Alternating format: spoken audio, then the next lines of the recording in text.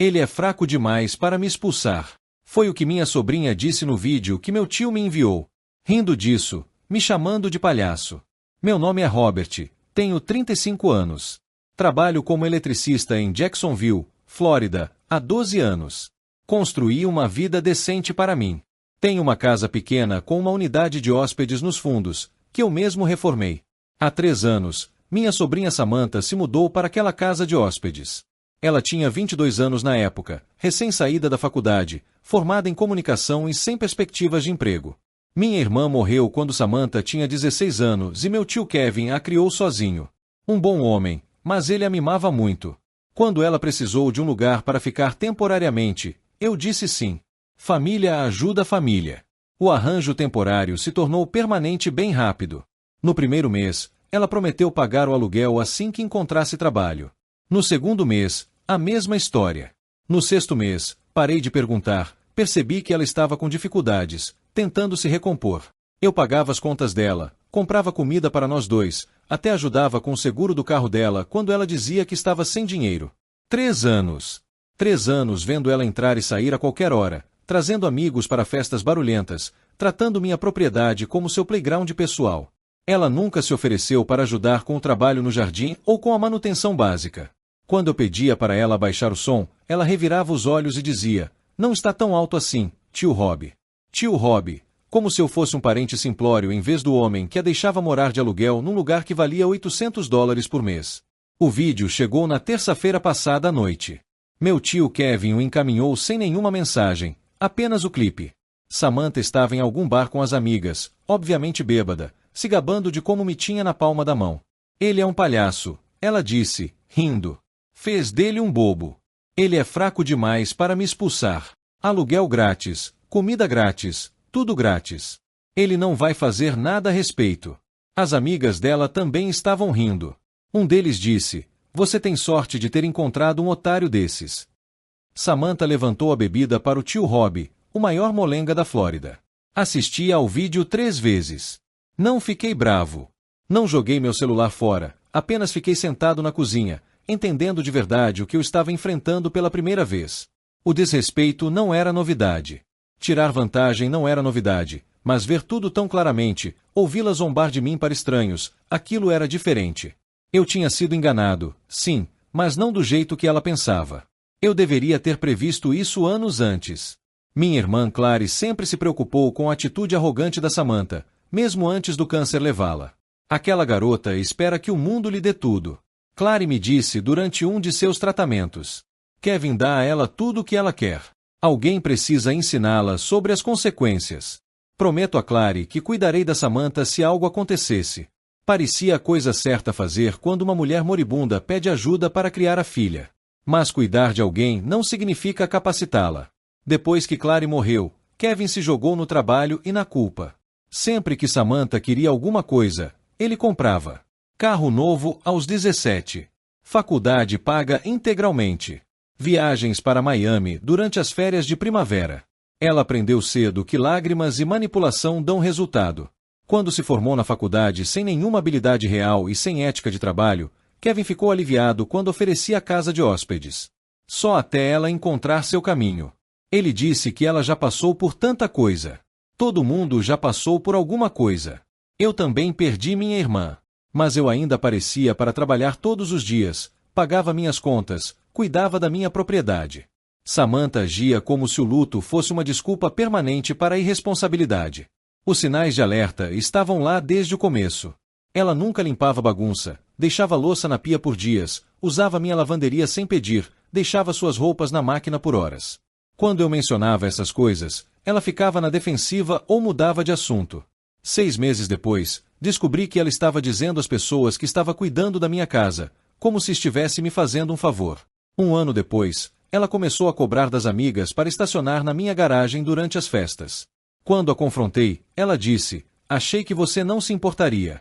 Não é como se você usasse todo esse espaço. O ponto de ruptura deveria ter sido quando ela trouxe um cara para casa e eles usaram minha banheira de hidromassagem sem permissão, deixando-a imunda com garrafas de cerveja vazias boiando na água. Em vez disso, limpei e instalei uma fechadura. Ela me chamou de paranoica. Kevin ligava de vez em quando, perguntando como ela estava. Eu sempre dizia que estava bem. Não queria sobrecarregá-lo com reclamações sobre a filha. Além disso, o que eu deveria dizer? Que a preciosa garota dele era uma aproveitadora preguiçosa e manipuladora. Ele provavelmente me culparia por não impor limites. A verdade era que eu não havia imposto limites. Eu tinha sido gentil demais, complacente demais, preocupada demais em honrar minha promessa a Clary. Samantha tinha aprendido a me ler perfeitamente. Ela sabia exatamente até onde pressionar antes de recuar. Como me fazer sentir culpada por pedir que ela contribuísse. Como jogar a carta da órfã de luto sempre que me sentia frustrada. Ela estava certa sobre uma coisa. Eu tinha sido fraca demais para expulsá-la. Mas isso estava prestes a mudar. Não dormi naquela noite. Fiquei pensando no vídeo, nas amigas dela rindo de mim, nos 3 anos em que fui menosprezada. Pela manhã, algo havia mudado. A raiva havia sumido, substituída por algo mais frio e focado. Fiz café e sentei na varanda dos fundos, olhando para a casa de hóspedes. O carro da Samantha estava lá. O mesmo Honda surrado que eu a ajudei a consertar várias vezes. As luzes ainda estavam acesas lá dentro. Ela nunca se preocupou em desligá-las. Por que se daria? Ela não pagou a conta de luz. Pela primeira vez em anos, vi a situação claramente. Não se tratava mais de lealdade familiar. Não se tratava mais de cumprir uma promessa à minha irmã morta. Tratava-se de uma mulher adulta que havia escolhido zombar e explorar a pessoa que a ajudava e que se sentia tão segura dessa exploração que se gabava disso publicamente. A casa de hóspedes era legalmente uma unidade alugada separada. Eu tinha conseguido as licenças necessárias quando a converti, instalado serviços públicos separados, garantido que tudo estava em conformidade com a legislação. Isso significava que as leis de locação e locação se aplicavam mesmo sem um contrato formal de locação. O Estatuto da Flórida era claro sobre locações mensais e procedimentos de despejo. Eu tinha sido gentil demais para impor qualquer regra, mas a lei ainda estava lá. Por volta das 10 horas, Samantha saiu da casa de hóspedes de pijama para pegar café na minha cozinha. Ela fazia isso todas as manhãs, tratando minha casa como uma extensão da dela. Hoje, eu a observei pela janela, notando como ela parecia confortável, como tinha direito a tudo o que eu havia providenciado. Bom dia, tio Rob, ela disse, dando tapinhas descalços pela minha cozinha. Estamos sem aquele café bom, aquele caro. Vou comprar um, eu disse. Ela pegou um bolinho do balcão, um que eu tinha comprado especialmente para o meu café da manhã. Obrigada. Ah, e minha amiga Maia pode passar a noite aqui hoje. Ela está tendo um drama com a colega de quarto. Claro, eu disse. Samantha pareceu surpresa. Normalmente, eu fazia perguntas sobre hóspedes que passavam a noite. Tentei estabelecer algum tipo de limite hoje. Apenas assenti e sorri. Legal. Você é a melhor. Ela voltou para a casa de hóspedes, com um bolinho na mão, já mexendo no celular. Esperei até que ela entrasse. Liguei para um advogado imobiliário que meu colega de trabalho havia recomendado, expliquei a situação e perguntei sobre minhas opções. O advogado foi direto. Como não havia contrato de aluguel por escrito, a lei estadual o tratava como um contrato mensal. Eu poderia rescindi-lo com aviso prévio, desde que seguisse os procedimentos corretos. Com quanto tempo de aviso? Perguntei. No mínimo 15 dias para o mês a mês, mas eu recomendaria 30 para evitar complicações. 30 dias. Eu conseguiria aguentar mais 30 dias de sua presunção, seu direito, sua completa falta de gratidão, especialmente sabendo que estava por vir. Me mande a papelada, eu disse. Naquela tarde, agi completamente normal. Comprei o café caro que ela queria. Sorri quando ela apresentou Maia como sua hóspede, até os ajudei a carregar as compras que eu havia pago. Mas os papéis já estavam sendo preparados. 3 dias depois, o aviso de despejo chegou por carta registrada. Eu também paguei pelo serviço pessoal, então o oficial de justiça entregaria uma cópia diretamente para Samantha se ela não assinasse a carta registrada. De qualquer forma, ela receberia. Eu estava no trabalho quando aconteceu, instalando a eletricidade de um novo prédio comercial no centro de Jacksonville. Meu telefone tocou por volta do meio-dia. Que diabos é isso? A voz de Samantha estava estridente, em pânico. Algum aviso legal dizendo que eu tenho que me mudar. Não sei do que você está falando, eu disse calmamente, prendendo um conduíte na parede. O que diz? Diz que tenho 30 dias para desocupar o imóvel. Diz que sou uma inquilina mensal e você está rescindindo o contrato. Tio Rob, o que é isso? Parece um aviso de despejo. Mas por quê? Eu não fiz nada de errado. Tenho sido uma inquilina perfeita. Inquilina perfeita. A mulher que não pagou um centavo de aluguel por 3 anos. Que dava festas sem permissão. Que me chamava de palhaço pelas costas. Achava que era perfeita. Samantha, você pode contestar se achar que é inválido. O aviso explica seus direitos.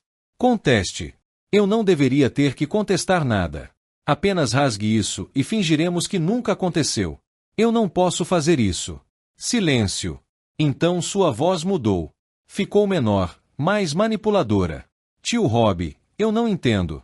Eu fiz algo que te chateou? Porque se fiz, podemos conversar sobre isso. Somos uma família. Família. Agora ela queria jogar a carta da família. O aviso está de pé. Eu disse, você tem 30 dias. Ela desligou. Em 1 hora, meu tio Kevin ligou. Rob, o que está acontecendo? Samantha está chorando, dizendo, você está expulsando ela do nada. Ela diz que não entende o que fez de errado. Eu estava esperando por essa ligação.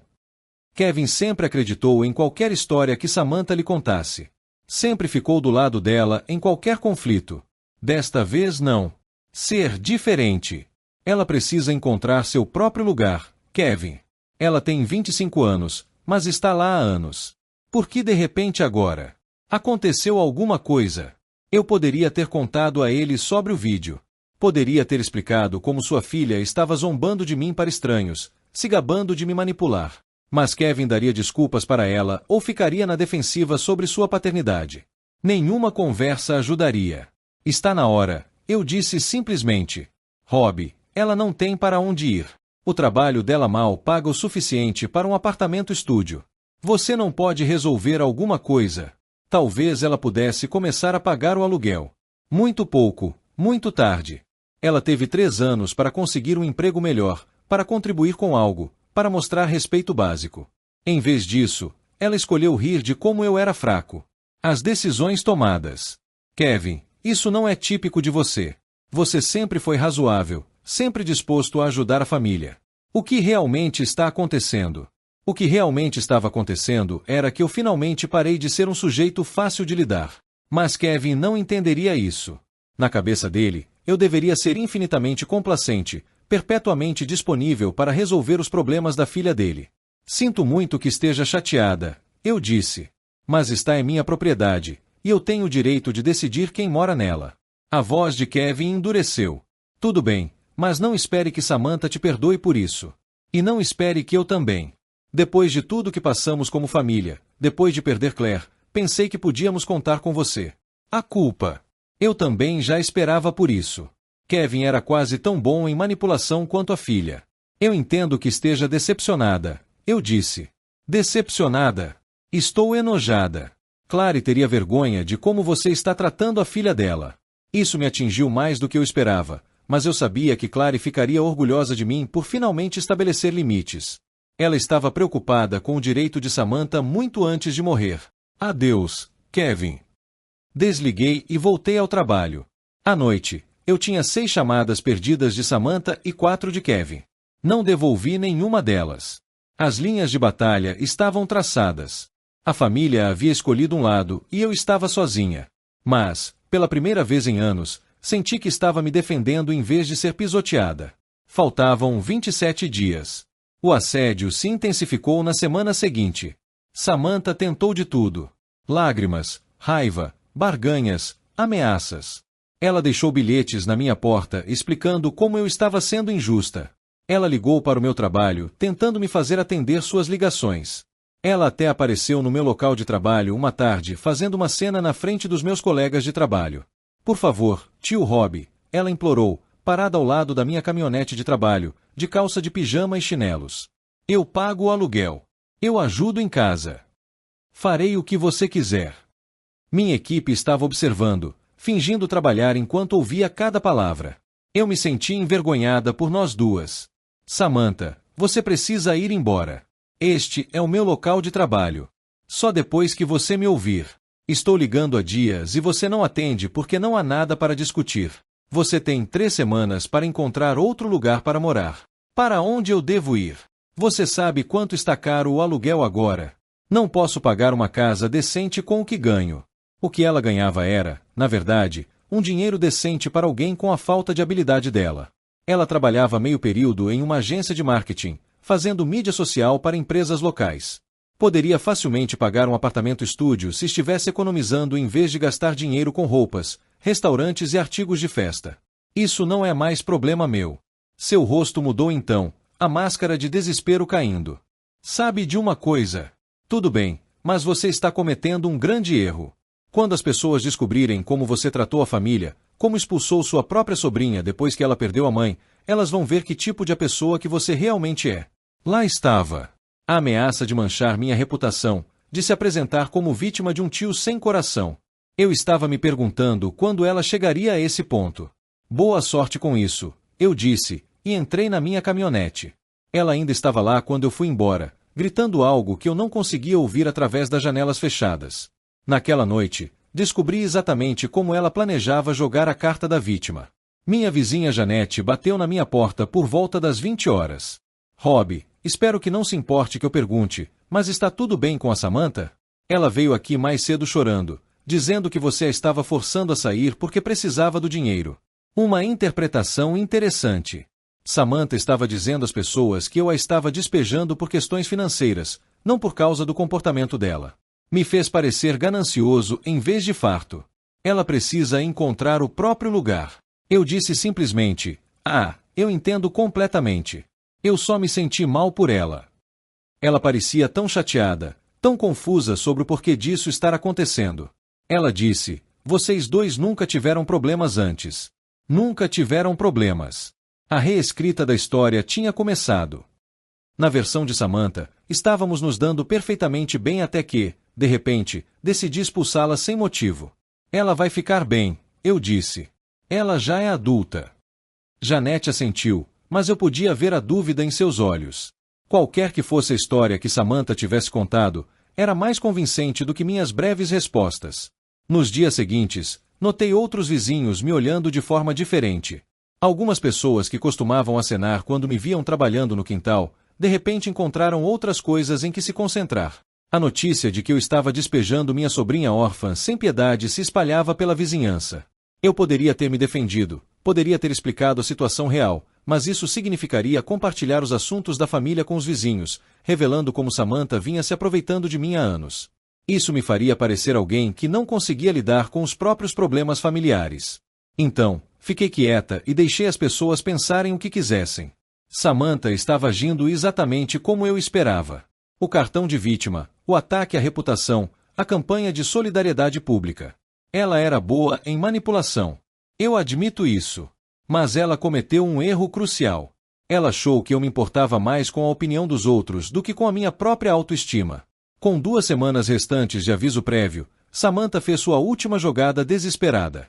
Ela ligou para o meu trabalho numa quinta-feira de manhã, alegando que era uma emergência familiar. Quando meu chefe me passou o telefone, ela estava soluçando.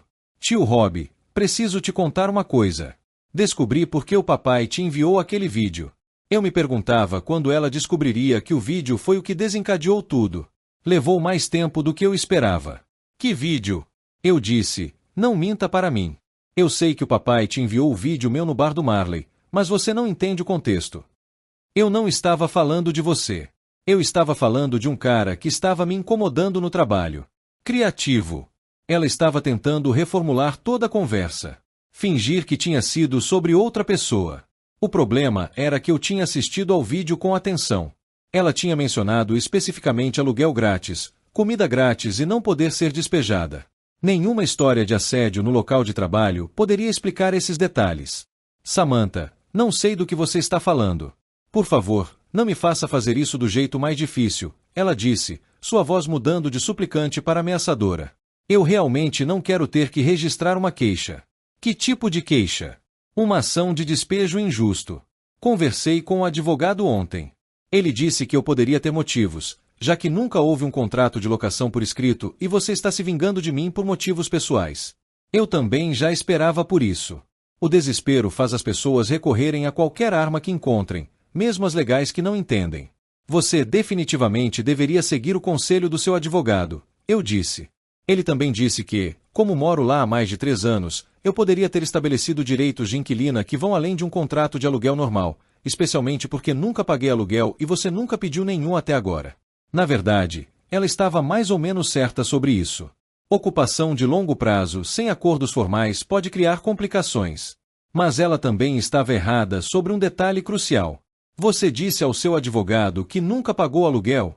Claro. Essa é a questão. Você não pode exigir pagamento de repente depois de 3 anos sem aceitar nada. Interessante. O que mais você disse a ele?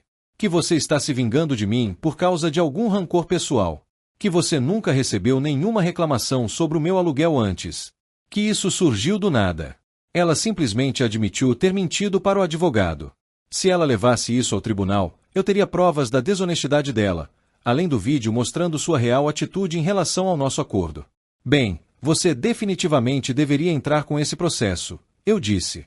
Tenho certeza de que seu advogado o representará de graça enquanto você procura um novo lugar para morar. Rob, por favor. Estou tentando ser razoável aqui. Não podemos resolver algo. E se eu pagar o aluguel atrasado dos últimos meses e começar a contribuir daqui para frente?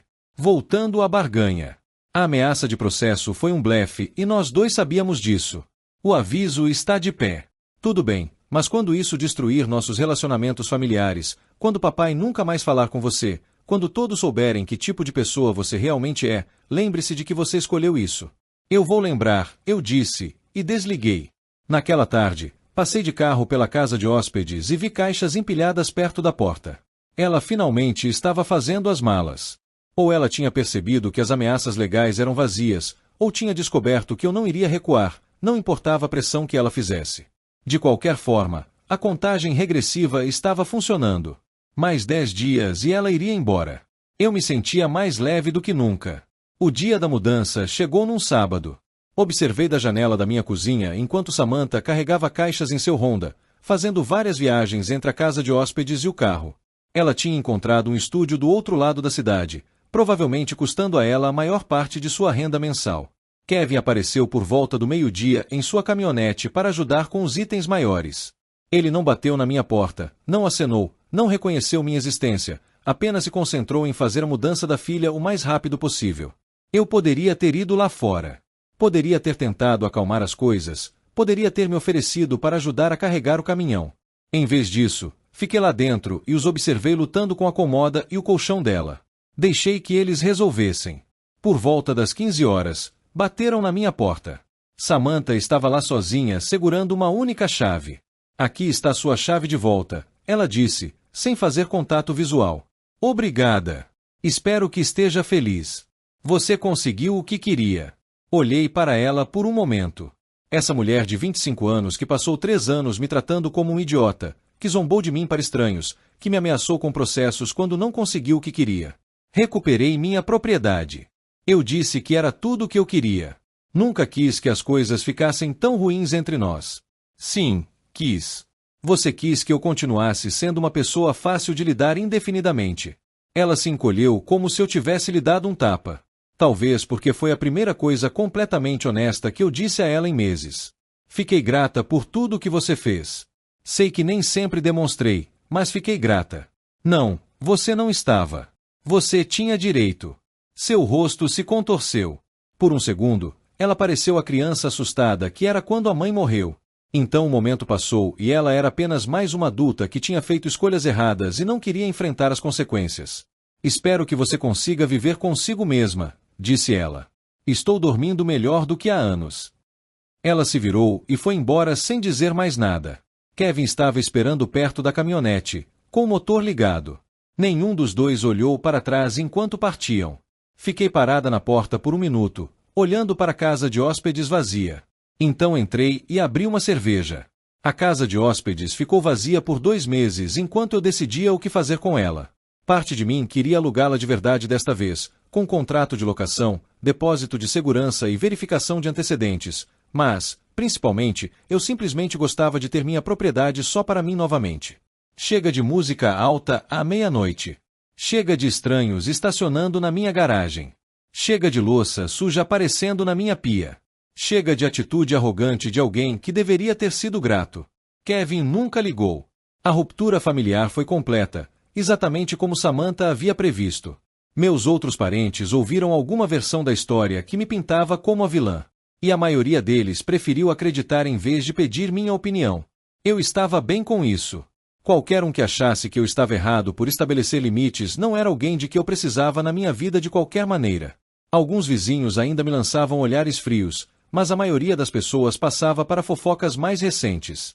Minha reputação sobreviveu ao dano temporário. Ouvi por meio de um conhecido em comum que Samantha estava com dificuldades em seu apartamento-estúdio, reclamando do custo, do tamanho e da falta de comodidades. Aparentemente, ela esperava encontrar algo comparável à minha casa de hóspedes pelo mesmo preço que vinha me pagando, que era 0. Alguns meses depois, meu tio Kevin ligou, não para se desculpar, mas para perguntar se eu consideraria deixar Samantha voltar para cá temporariamente enquanto ela procurava algo melhor. Não, eu disse que ela aprendeu a lição, Rob. Ela aprecia o que você fez por ela agora. Que bom para ela. Família deve ajudar família. Família deve respeitar família. Ele desligou sem se despedir. Naquele outono, aluguei a casa de hóspedes para uma jovem professora por $700 por mês, mais as contas. Ela pagou em dia, manteve o lugar limpo e me agradecia toda vez que me via. A diferença era notável. Às vezes, a melhor vingança é simplesmente se recusar a ser manipulada.